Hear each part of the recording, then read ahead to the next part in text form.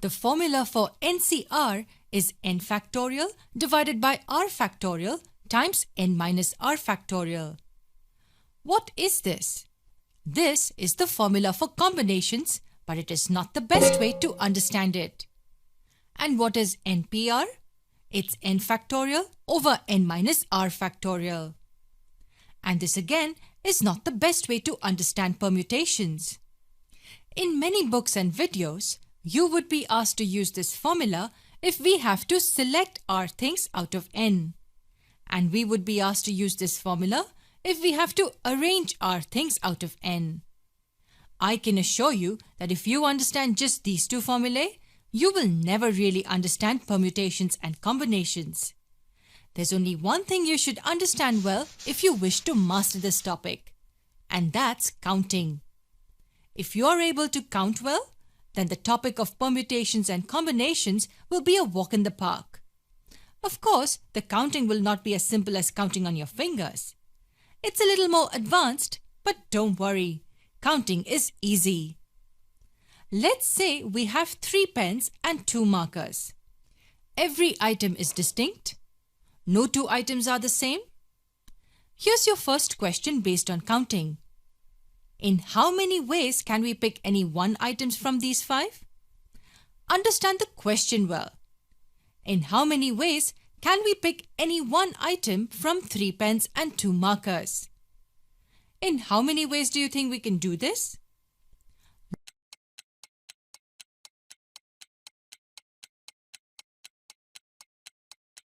Look at it logically. We can either pick the first pen, we can call it P1, or the second pen, or maybe the third pen. Or maybe we pick a marker, the first one or the second one. We kept saying or, this, or this, or this, and so on. You can see that there are 5 ways in which we can pick any 1 item. And how do we get a 5? 3 ways in which a pen can be picked, plus 2 ways in which a marker can be picked. 5 ways in all. This is the first rule of counting. Or always means addition. First pen or the second pen or the third. 3 ways in which a pen can be picked. And similarly, 2 ways in which a marker can be picked.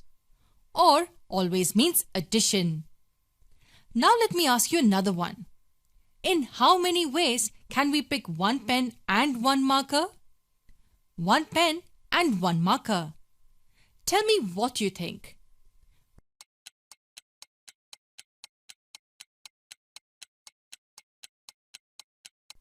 We have to pick a pen and a marker.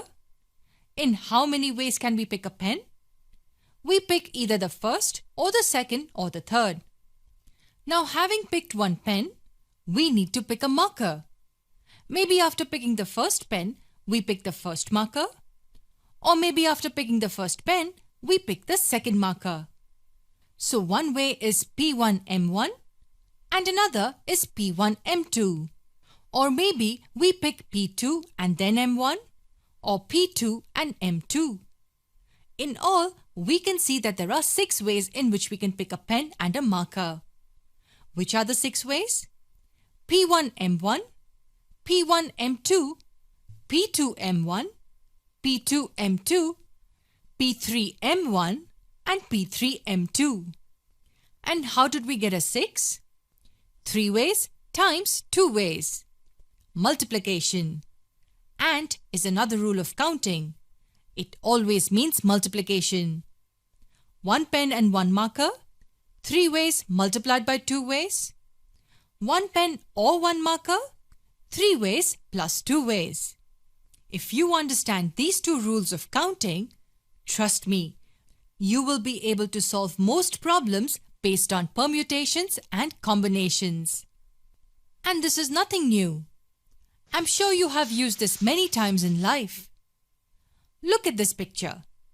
How many circles do you see? I doubt you counted each circle. Instead of counting each circle, you would have noticed that there are 6 columns and 4 rows. Because it's and, the number of circles will be 6 multiplied by 4, 24 in all. Don't forget the two basic rules. And is multiplication or is addition. The topic of permutations and combinations is not liked by many students and maybe you as well. So we have covered as many topics and examples as we can, and I can assure you that if you watch all our videos based on this topic, you will master the concepts. So take some time, go through our sessions, and you will realize how simple this topic is.